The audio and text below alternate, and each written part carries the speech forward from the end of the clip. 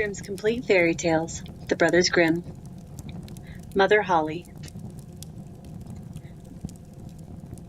There was once a widow who had 2 daughters, one of whom was pretty and industrious, while the other was ugly and idle.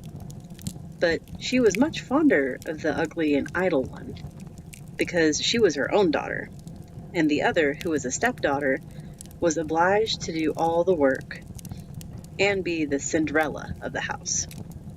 Every day, the poor girl had to sit by a well on the roadside and spin until her fingers bled.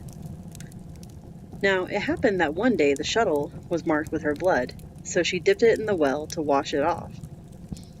But it dropped out of her hand and fell to the bottom.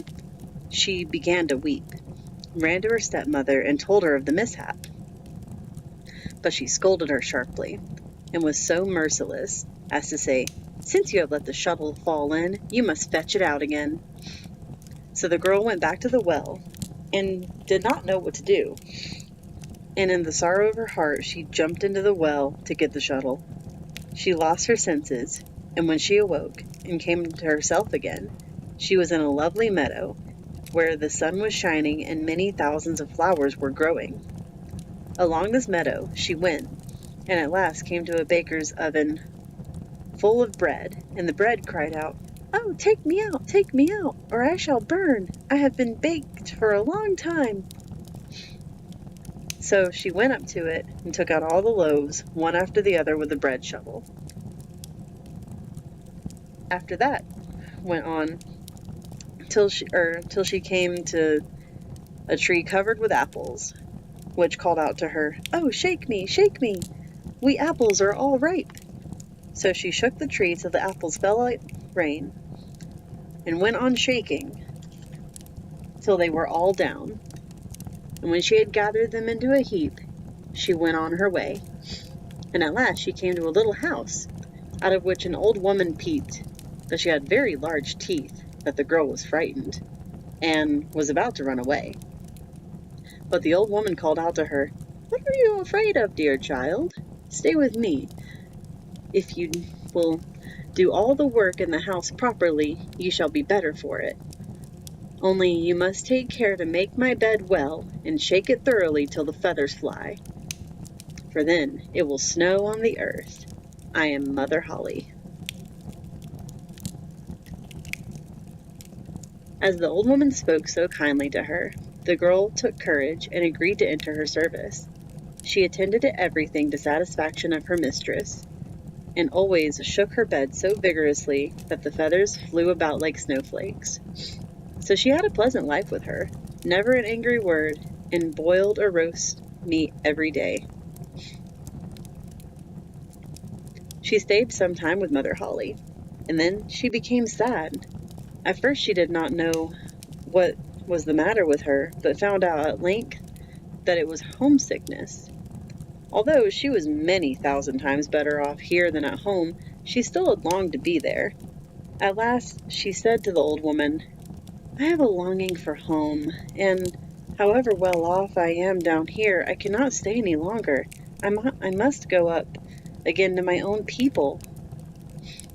Mother Holle said, "I am pleased that you long for your home again, and as you have served me so truly, I myself will take you up again." Then she took her by the hand, led her to a large door. The door was open, and just as the maiden was stepping beneath the doorway, a heavy shower of golden rain fell, and the gold stuck to her, so that she was completely covered with it. "You shall have that because you have been so industrious," said Mother Holle, and at the same time she gave her back the shuttle, which she had let fall into the well. Thereupon the door was closed, and the maiden found herself up on the earth, not far from her mother's house.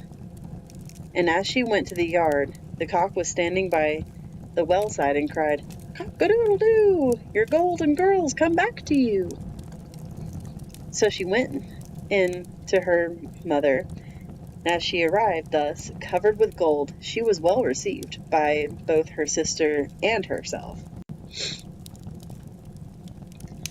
The girl told all that had happened to her, and as soon as the mother heard how she had come back with so much wealth, she was very anxious to obtain the same good luck for the ugly and lazy daughter. She had to seat herself by the well and spin, and in order that her shuttle might be stained with blood, she stuck her hand into the thorn bush and pricked her finger. Then she threw her shuttle into the well and jumped in after it. She came, like the other, to the beautiful meadow and walked along the very same path. When she got to the oven of bread again, they cried, "Oh, take me out, or I shall burn. I have been baked a long time." But the lazy thing answered, "As if I had any wish to make myself dirty," and so went. Soon she came to the apple tree, which cried, "Oh, shake me, we apples are all ripe." But she answered, "Wouldn't you like that? One of you might fall on my head."